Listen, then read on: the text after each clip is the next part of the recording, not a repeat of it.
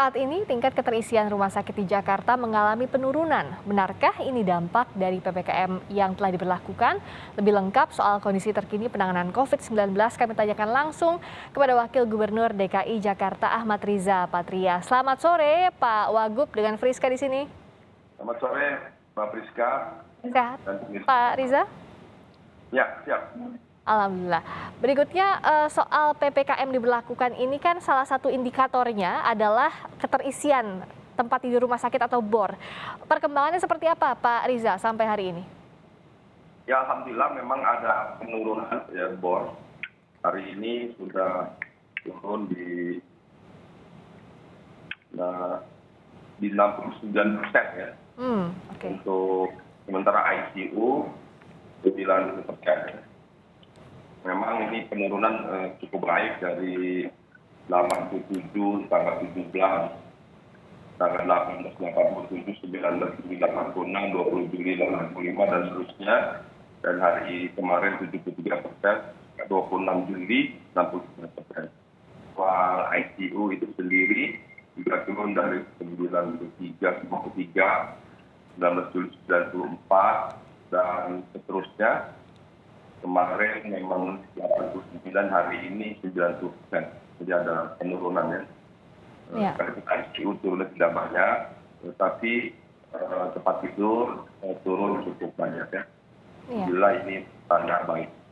Nah, Pak Riza sebenarnya agar masyarakat juga lebih mengerti, berapa sih idealnya bed occupancy rate ini kalau dikatakan bahwa keadaannya sudah mulai membaik? Targetnya di berapa persen? Tentu kalau dianggap membaik, kita ingin di bawah 30% ya. Tidaknya ya. Itu berarti ada pertanda baik lah. Mudah-mudahan itu harapan kita bisa tercapai ya. Nah, ada kabar baik penurunan persentase BOR salah satunya, tapi kan jangan sampai kita lengah ya Pak Riza ya, jangan sampai nanti angkanya naik kembali. Nah, upaya pemerintah provinsi agar tren penurunannya bisa terus dijaga ini seperti apa?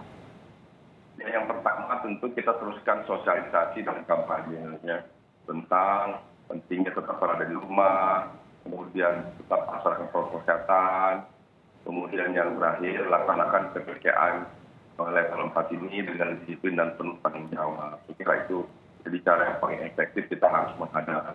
Betapapun baiknya pemerintah, tepatnya pemerintah pusat maupun daerah mempersiapkan rumah sakit, tenaga kesehatan, tempat tidur, ruang ICU, sampai juga oksigen, APD, masker, dan lain-lain, vitamin, itu tidak ada artinya kalau tidak didukung oleh partisipasi daripada masyarakat, tidak didukung oleh kerjasama yang baik oleh masyarakat. Kerjasama yang seperti apa tadi, masyarakat memahami betapa masalah ini masalah yang serius, tidak boleh dianggap enteng, tidak boleh dianggap santai.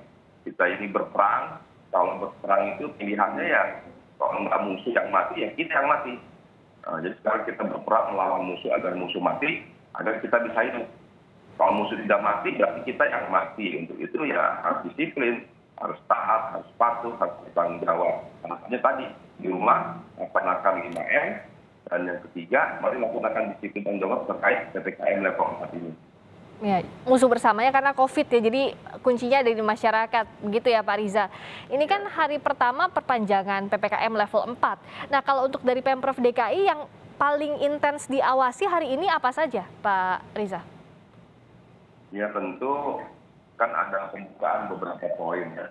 Yang dibuka sekarang itu PKL dibuka, warung dibuka, pedagang kaki lima, kelompok agen itu dibuka. Nah ini yang berpotensi dapat menyebarkan ini ya pedagang kaki lima ini sensitif. Jadi satu sisi pemerintah bermaksud baik memberi kesempatan pedagang kaki lima, warung agar ada aktivitas ekonomi bergerak, tapi di sisi lain kalau masyarakat tidak laksanakan protokol kesehatan justru berpotensi terjadinya penurunan. Untuk itu pada semua unit yang diperkenankan dibuka oleh pemerintah ada pelonggaran, tetap bahkan tidak tetap harus lebih disiplin, lebih bertanggung jawab, lebih hati-hati karena di situ ada interaksi, ada pertemuan antara penjual dan pedagang, antara penjual dan pembeli, maksudnya itu pertemuan itu sangat berbahaya. Jadi pemerintah pun diperkenankan boleh makan, masih dikasih waktu 20 menit, dan mungkin ya tidak berinteraksi atau bicara di situ, sehingga tidak terjadi proses.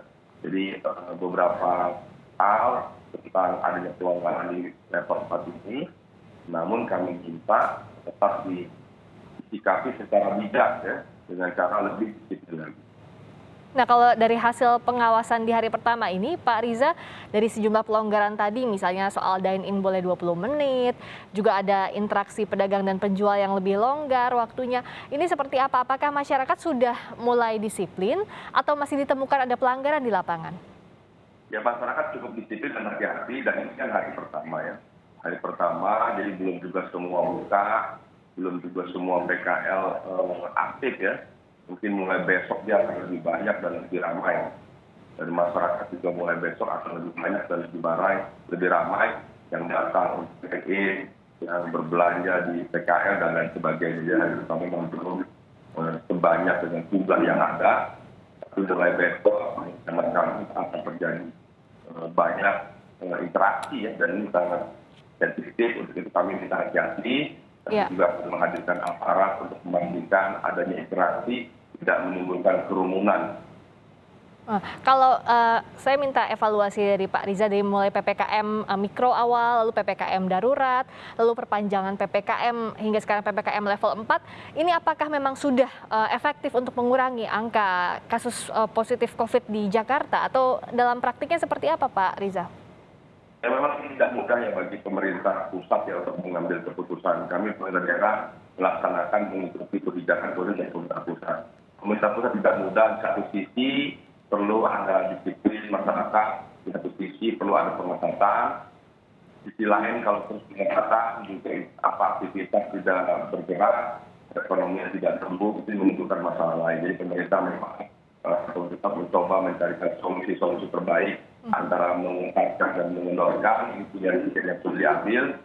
Kita harus mengatakan bahwa pilihan diambil ini sekalipun tidak mudah, pilihan diambil bagi pemerintah, dan tidak mudah juga bagi masyarakat untuk bisa disiplin dengan adanya pelonggaran seperti ini. Juga bagi pengawas juga tidak mudah, karena satu sisi memang ditekankan dibukanya pelonggaran.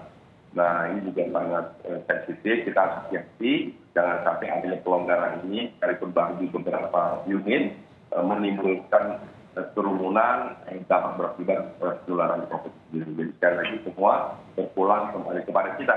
Pemerintah sudah memberi ruang agar ekonomi dapat bergerak, khususnya di masyarakat kecil, UMKM, di peringkat kelima di rumah masyarakat kecil. Namun demikian, kami minta masyarakat lebih disiplin lagi. Adanya dibuka ini dapat menimbulkan interaksi, kerumunan, dapat menimbulkan itu, kami minta masyarakat sedikit. Dagang harus dibersihkan, disinfektan semua pegangannya, lingkungannya, dan menggunakan masker, begitu juga pembeli lebih-lebih ya. Jangan berlama-lama di tempat-tempat yang dapat menimbulkan kerumunan dan penularan. Nah, yang jadi tolok ukur utama adalah pengawasan dan juga penegakan aturan ya Pak Riza. Kalau bicara soal penegakan aturan, kemarin Pak Menko Marves, Pak Luhut Binsar mengatakan bahwa kalau ada pelanggaran tentu bisa ditindak secara tegas. Kalau hasil temuan di lapangan, apakah memang ada sanksi yang dikenakan untuk pelanggar protokol kesehatan atau aturan PPKM sejauh ini, dan apa sanksinya? Ya tentu ada ya, jadi kami setiap hari selalu melakukan penegakan disiplin bagi masyarakat yang melanggar ya, yang tidak menggunakan masker, yang harus dia tutup tapi buka, yang buka tapi melebihi kapasitas, jam operasional melebihi kapasitas dari presentasi yang diperbolehkan itu selalu ada setiap hari. Tapi tentu jumlahnya terus menurun diiring dengan pengawasan yang ketat, diiring dengan kebijakan yang semakin ketat. Dan hari ini juga kita harapkan sekalipun adanya pembukaan, ada pelonggaran di beberapa tempat, mudah-mudahan masyarakat bisa lebih disiplin. Dan memang belum ada pelanggaran yang berarti ya. Nah mudah-mudahan besok juga bisa lebih baik ya. Kami berharap besok juga baik ya seperti hari-hari sebelumnya. Sekalipun dalam hari ini sampai dengan tanggal 2 adanya pelonggaran di beberapa unit. Nah, kita berharap tentu masyarakat disiplin sampai akhir nanti. Dan terakhir Pak Riza, apa yang bisa diimbau ke masyarakat? Ini kan PPKM, kita inginnya segera selesai lah penerapan aturan atau pengetatan aturan. Tapi di sisi lain juga kan kita harus lihat tingkat penyebaran COVID. Jadi apa yang bisa masyarakat sebenarnya lakukan sekarang? Karena kami mengimbau kepada masyarakat, ini agar Jakarta bangkit kembali, ada 3 ya. 1, jalankan 5M, memakai masker, menjaga jarak, cuci tangan, menghindari kerumunan, dan juga mengurangi mobilitas. 2, ikut vaksinasi segera. Ajak teman-teman, keluarga, dan serta posko yang kita kenal. 3, beli produk UMKM agar kita bisa menghidupkan ekonomi kecil. Dan juga usahakan dan penting beli secara online. Karena rata-rata para UMKM sudah kita dorong menggunakan online. 2, saya juga minta agar para warga, para investor membantu meluruskan banyak hoax yang ada soal vaksin dan lain sebagainya. Saya minta juga untuk warga yang sudah divaksin, ya, kalau bisa ini unggah di medsosnya dengan tagar saya sudah divaksin. Bagi yang belum, saya siap divaksin. Nah, ini juga kita coba prosesnya agar ada percepatan vaksin. Di Jakarta sendiri kita sudah melakukan vaksin ini jumlahnya sudah mencapai 7.050.648 dosis yang satu. Total Indonesia juga sudah 9,2 juta yang di Jakarta. Dan kurang lebih sampai 30-40% ini warga non-Jakarta. Tidak berKTP di Jakarta. Jadi kami minta semua, khusus warga Jakarta juga agar segera mengikuti melaksanakan vaksinasi. Ya, kita harapkan ini jadi kerja bersama, bukan kerja satu pihak saja untuk menghadapi pandemi yang masih terus berlangsung ternyata. Terima kasih atas waktunya sekali lagi Pak Riza, Wakil Gubernur DKI Jakarta Ahmad Riza Patria. Wassalamualaikum warahmatullahi wabarakatuh.